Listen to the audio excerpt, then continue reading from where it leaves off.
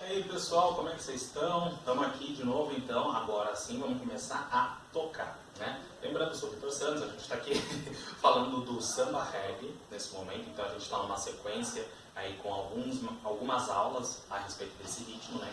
Na aula passada, vocês ouviram, né, me ouviram falar um pouquinho de como o ritmo surgiu, quem foi que fez ele se popularizar, quem fez ele chegar nos lugares onde está chegando e tudo mais, tá? Então a gente vai começar hoje entendendo o instrumento mais básico, né? Porque assim, os ritmos, principalmente de origem africana ou afro-brasileira, tem uma presença de instrumentos graves, né? Muito forte e importante para que a gente entenda o que é o ritmo. Inclusive para quem for dançar, isso ajuda muito a marcar bem na cabeça e seguir alguns processos de movimento e tudo mais. Enfim, né? Vamos aqui entender. No nosso caso, o instrumento grave é o surdo, tá? Bem, eu aqui no momento não tenho surdo para mostrar para vocês, mas já teve aí, antes até de eu aparecer, uma imagem com 3 surdos, um trio de surdos que estavam conectados. Ali, vocês vão, né, depois volta lá no comecinho do vídeo para vocês entenderem isso. Tem um conjuntinho com 3 surdos, cada um de um tamanho diferente, tá? Então vamos começar explicando isso. Essa ideia dos surdos veio do samba, né, como eu já disse na aula anterior, e é o seguinte, o surdo maior quando eu digo que tem a circunferência maior, ele é mais largo, tá? O surdo mais largo é chamado de surdo de primeira, porque faz a marcação mais importante, a mais simples e mais importante do ritmo, né? Então marca os tempos, tudo bonitinho. Tem o surdo de segunda, que é um surdo que não é tão grande assim, né? Ele é um pouquinho mais estreito, tá? E ele ajuda também nessa marcação, mas ele vai fazer frases, vai fazer toques, aliás, um pouquinho diferentes do surdo de primeira. E tem o surdo de terceira, que é menor ainda do que o surdo de primeira e que o de segunda, tá? Hoje nós vamos falar do surdo de primeira e de segunda do samba reggae. Na próxima aula, aí sim, virá o surdo de terceira. Certo?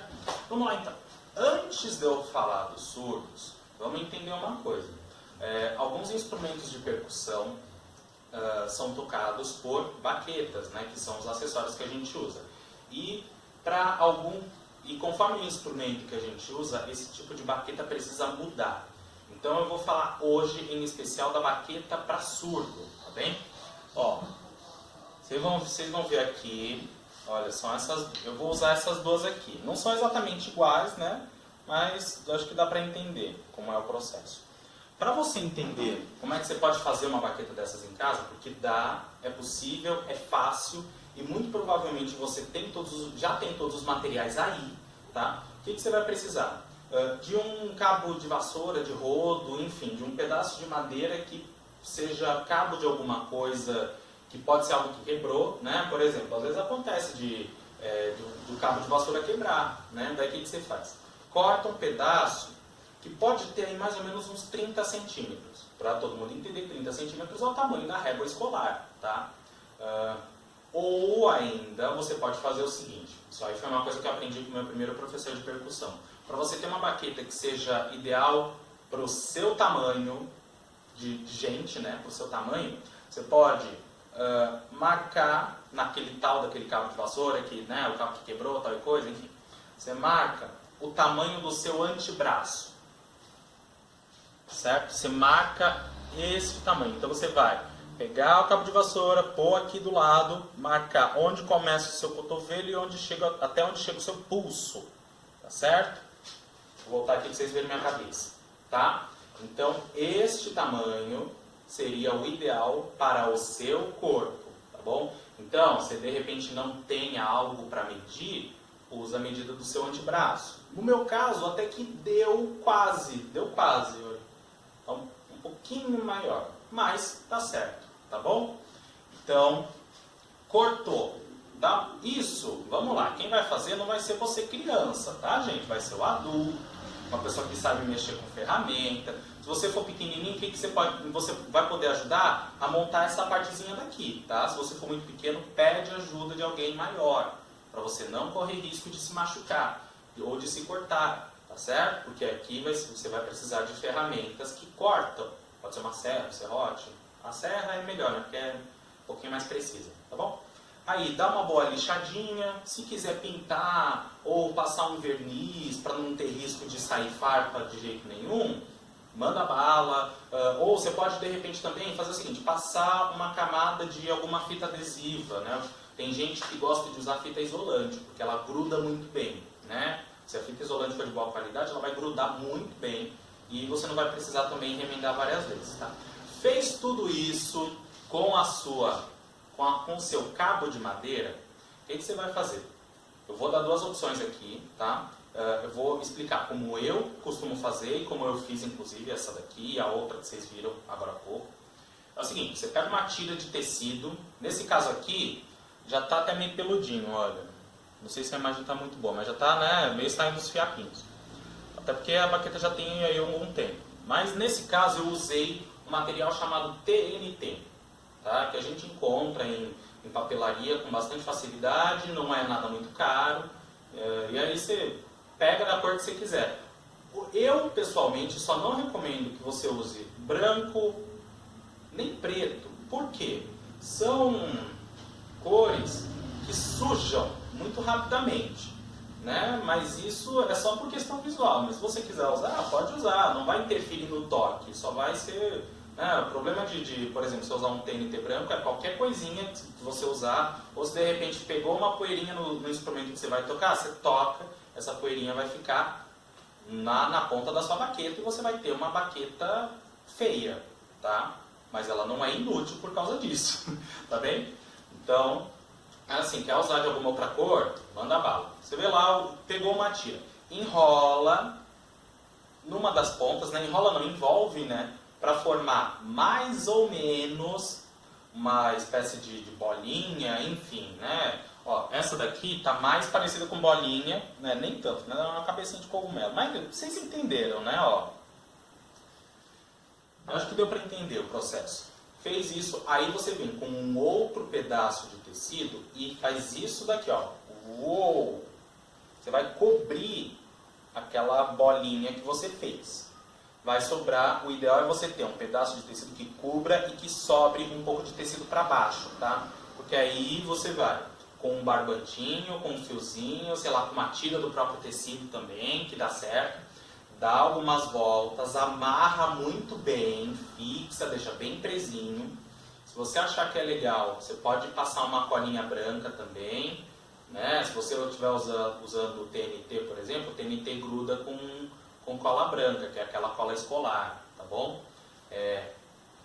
Ou então com cola de tecido, né? Isso é só para garantir que vai ficar bem preso. Fez isso, aí você vem com uma fita adesiva, tá?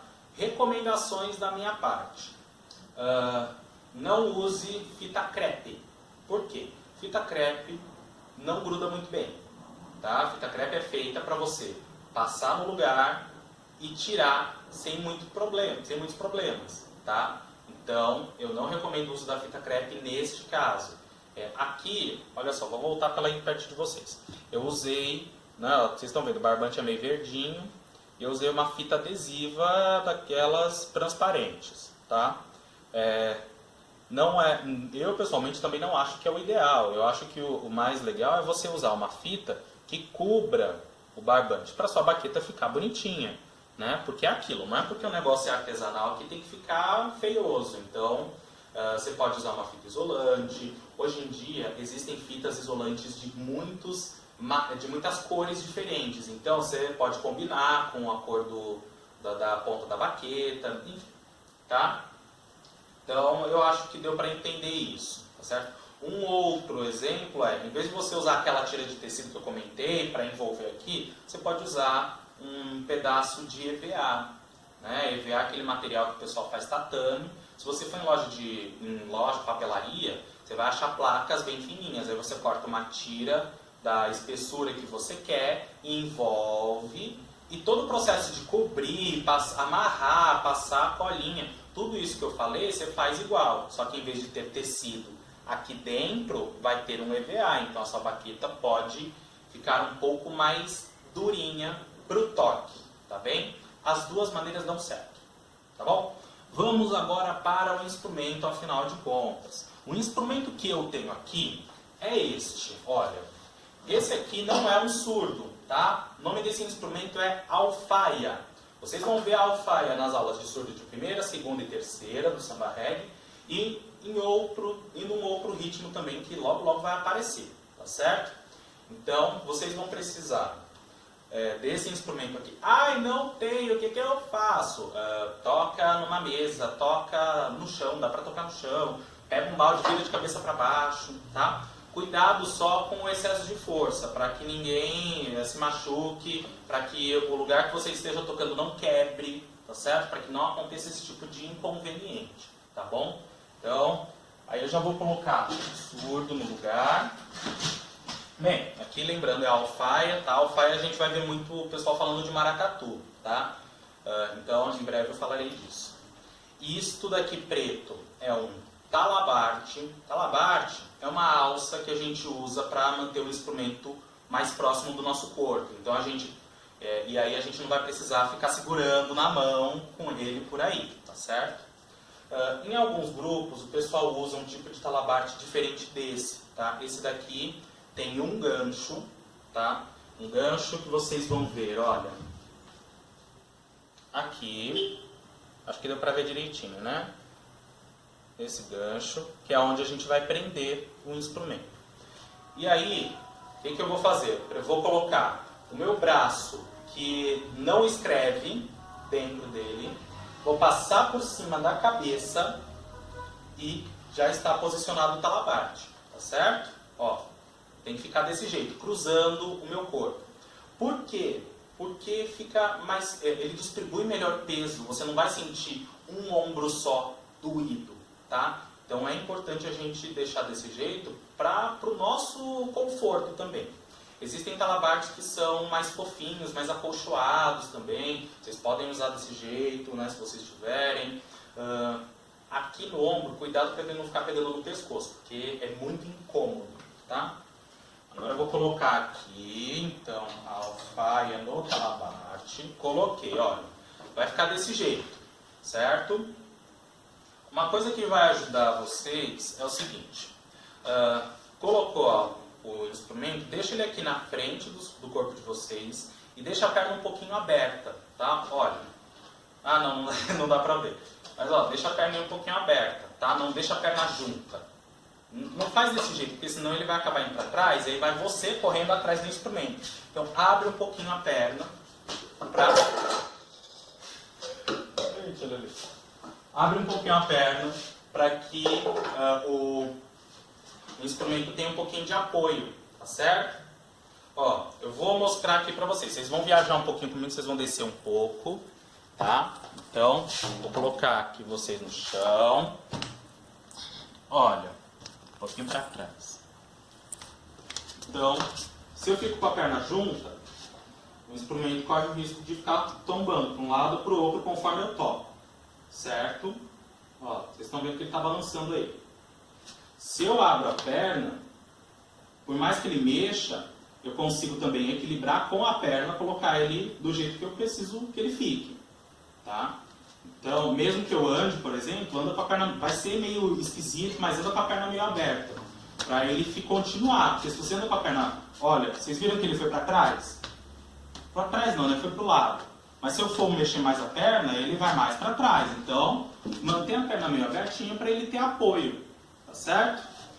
Vou pôr de volta nosso amiguinho no lugar para que a gente comece a entender, afinal de contas, como é que a gente vai tocar. Beleza? Aí. Bem, o samba reggae é o único ritmo que eu vou sugerir que vocês marquem o tempo no pé. Tá? Tirando uma exceção que vai vir logo logo, mas é o único ritmo que eu vou falar para que em todos os instrumentos você marque com o pé. Por quê?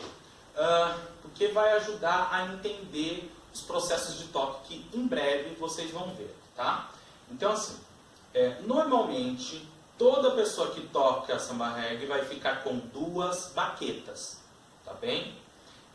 Vamos tentar igualar a força entre as duas. Mesmo que uma mão tenha mais força que a outra, vamos tentar deixar igual, tá bom? No surdo de terceira vocês vão ver isso, vai sendo mais necessário ainda do que aqui, tá? Então, vamos, antes de tocar, a gente vai marcar o tempo. Como é que a gente vai fazer isso? Vamos fazer com o pé. Então, por exemplo, o samba reggae é um ritmo que a gente precisa de contagem, né? Os ritmos do ocidente, né, dessa região do nosso planeta, tem esse hábito, tem essa coisa de serem contados e organizados por sequências, né? Então a gente precisa dessa contagem para se organizar. Então o que a gente vai fazer? No caso do samba reggae, essa contagem é sempre até 4 e vai se repetindo. Então 1, 2, 3, 4, 1, 2, 3, 4, 1, 2, e vai desse jeito, tá? Como é que a gente vai fazer então essa marcação? Vamos marcar no pé, tá? Vamos marcar com os dois. Então, por exemplo, olha, 1, 2, 3, 4. 1, 2, 3, 4, certo? Basicamente a gente vai fazer isso. E aí lembra, se eu fizer com a perninha junta, a alfaia vem para o lado, então não é legal, vem com a alfaia para cá, certo? Deixa a perninha meio aberta, vai ser meio esquisito, tá? Mas vocês vão se acostumando. O surdo de primeira, lembra que é aquele maiorzão. Então se ele é grande, o som dele normalmente vai ser o mais grave. Aliás, normalmente não, sempre. Sempre vai ser o mais grave, tá bom? Então a gente vai tocar nos tempos com ele, certo? Marcou aqui, 1, 2. Então, quais são essas marcações? Toda vez que eu bater o pé no chão, eu vou tocar. Só que aí faz o seguinte, estamos com 2 baquetas, né? Então a gente precisa alternar as mãos. Não precisa bater nem com as 2 juntas, nem só com uma, porque você está com 2, tá certo? Vamos lá. E 1, 2, vou mais devagar. 4, 1, 2, 3. Agora, olha. 1, 2, 3, 4.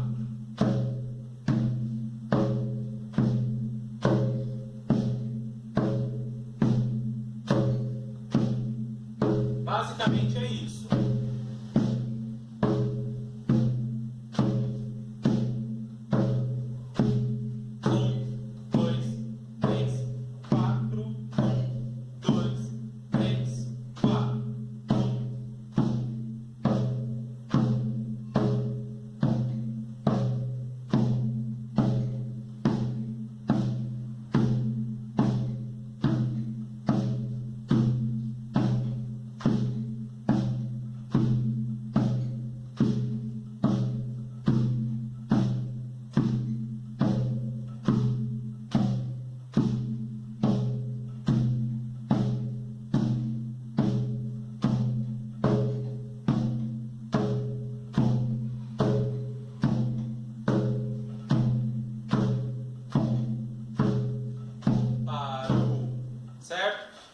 Vai acontecer desse jeito até a hora em que for sinalizado para parar, tá bem?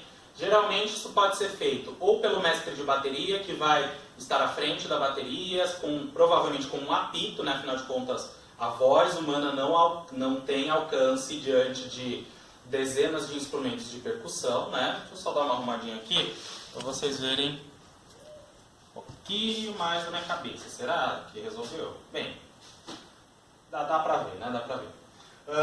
Uma outra coisa. Aí agora a gente vai pro surdo de segunda, tá? Esse é o surdo de primeira. Lembra? Eu, pessoalmente, vou usar todos os toques neste instrumento aqui. Mas já fica com isso na cabeça. O surdo de primeira é maior, o som dele é mais grave, tá? Surdo de segunda é um surdo intermediário, então ele é médio, não é nem tão grande, nem tão pequeno. Tá? O surdo de terceira, em compensação, é menor. Tá? Quando eu estou falando em tamanho, é aqui, olha, a circunferência. Surdo de primeira é maior, surdo de segunda é médio, surdo de terceira é pequeno. Tá? Então, pensando no tamanho desta alfaia que está comigo, ela seria considerada, de certa maneira, um surdo de terceira, que a gente vai falar na próxima aula. Certo? Bem, o surdo de segunda tem uma coisa que ele não vai tocar no tempo, tá? Vocês vão ouvir as batidas e vocês vão ver que o pé vai marcar numa hora e as batidas da mão vão marcar em outra, tá? E não vai ser algo tão frequente como foi o surdo de primeira, que todo tempo tocar. Tum, tum, tum, tum, tum, certo? Surdo de segunda, aí já é outra coisa. Que, apesar do pessoal ficar com 2 baquetas sempre, normalmente o ritmo é tocado por uma só, tá? Mas normalmente o pessoal fica com 2 baquetas porque às vezes o ritmo pode ter algum break, alguma alteração na batida que precise usar as 2, tá bem? Então, aí já vemos uma diferença do samba reggae para o samba da escola de samba, que é uso de baquetas nas 2 mãos o tempo todo. Tá? No samba da escola de samba, você normalmente vai ter uma baqueta em uma das mãos, a outra mão fica livre para abafar a pele, para fazer com que o som pare no momento que for necessário. Tá? Aqui, no samba reggae, não acontece isso. Tá bem? Vamos lá então, olha. Voltando então para aquela ideia de marcação de tempo. 1, 2, 3, 4, certo? Eu acho que dá pra ver, né? Assim, não dá pra ver, né? Mas vocês estão vendo que eu tô indo para um lado e eu vou pro outro, né? E a saída de um lado pro outro tá com marcação do pé. Né? Vocês viram que eu tô de chinelo. Vou mais devagar, né? 1, 2, 3, 4.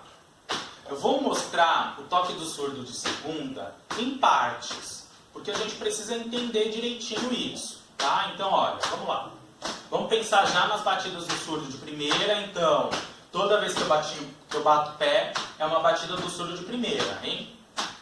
Ó, e tum, tum, tum, tum, tum, tum, tum, tum, tum, tum, tum, tum, tum, tum, certo? Tum, tum. Vamos agora entender a primeira parte do surdo de segunda. Vamos lá, hein? 1, 2. Por enquanto é isso. 1, 2. 1, 2, 3, 4. 1, 2, 3, 4. 1, 2, 3, 4. 1, 2, 3, 4. 1, 2, 3, 4. Vocês perceberam que o toque acontece depois do 2, só que antes de chegar no 3, tá? O que a gente pode fazer nesse caso? A gente pode contar colocando um E depois de cada número. Por exemplo, 1 E, 2 E, 3 E, 4 E, 1 E, 2 E, 3.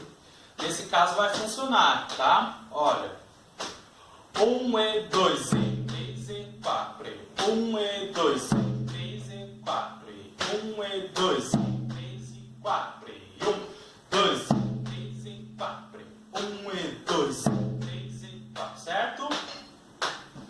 Vou colocar agora a segunda parte. Vou voltar a contagem de antes, que é só o tempo, porque senão vai ficar meio confuso, tá? Vamos lá. 1, 2, 3 E, 1, 2, 3 E, 4. 1, 2, 3, 4. 1, 2, 3, 4. 1, 2, 3, 4.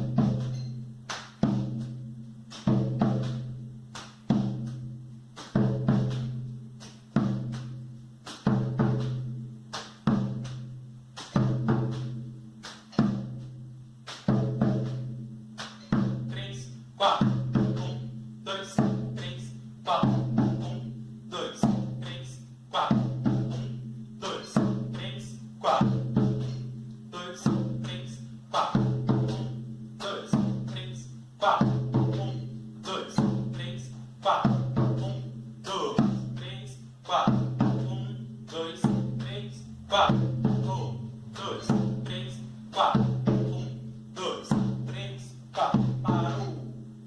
Você pode alternar as mãos, mas eu acho que vai ficar muito confuso. Então, por isso que eu, inclusive, aqui mostrei na hora do toque, que eu estou usando a minha mão que movimenta melhor. Então, assim, Você que é destro, como é o meu caso, vai com a mão direita só, a mão esquerda vai esperar mesmo para quando vier algum processo de mudança no toque, de maneira geral, falando do toque de maneira geral, tá? Se você for canhoto, aí vai com a mãozinha esquerda, tá bem? Vocês viram que nesse caso não está marcando exatamente o tempo, né? Então a marcação do tempo bonitinha ficou lá para o surdo de primeira, tá? Marca todos os tempos do ritmo com a mesma batida, tentando deixar sempre com a mesma intensidade, tá? Então, por exemplo, no meu caso, olha, eu estou com baquetas que têm tamanhos diferentes, né? Vou trabalhar com a realidade aqui. E aí, o que acontece? Às vezes a gente pode não controlar muito bem, porque tem tamanhos, pesos diferentes, né? Cada uma acabou sendo feita com uma madeira diferente, e isso pode interferir um pouco. Não é muito, tá? Eu estou falando desse tipo de coisa mais como algo para que vocês observem na hora que vocês forem montar a baqueta de vocês, né? Lembra como eu expliquei aqui? Então, pega do mesmo tamanho, monta bonitinho, porque aí você vai conseguir tocar e perceber se tem alguma diferença de som. Se tiver, vê se o braço não está indo com mais força, com mais energia do que o necessário. Não toque com força. Não toque com força. Por quê? Vou até tirar aqui a baqueta, tirar a alfaia para falar com vocês sobre isso. É assim, gente.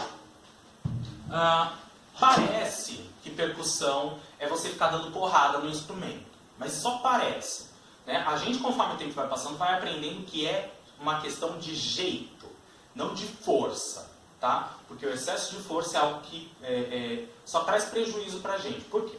A gente gasta energia além do necessário, consequentemente a gente fica cansado antes da hora. Segunda coisa, a gente corre o risco de danificar o instrumento que está com a gente, ou danificar a baqueta, né, poder até quebrar, e também a gente acaba correndo o risco de se machucar, tá?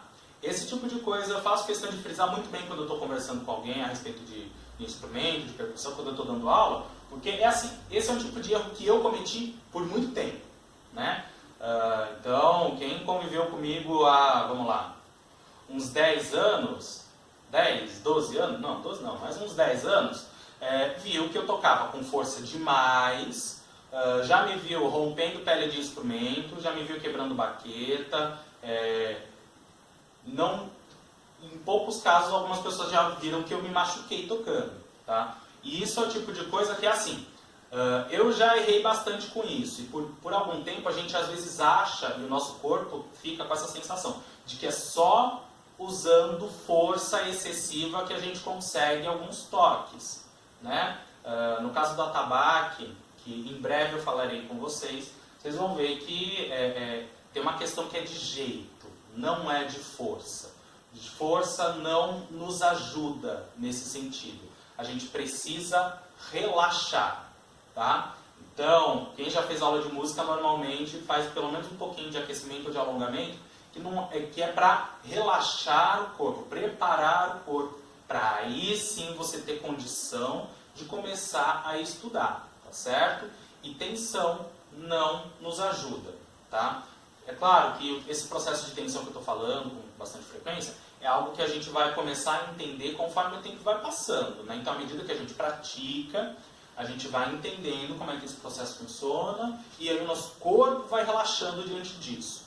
Então, a partir do momento que o corpo relaxa, o processo fica mais fácil. A gente aguenta por mais tempo, tá? Então, tudo isso são coisas que facilitam o nosso processo de entendimento corporal, né? Que é a famosa coordenação motora, tá bem?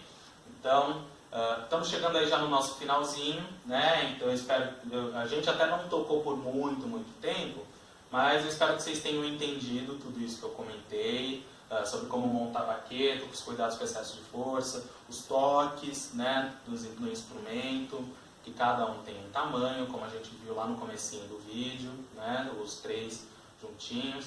Eu espero que vocês tenham gostado. Em caso de dúvida, manda aí nos comentários, compartilha com quem vocês acharem que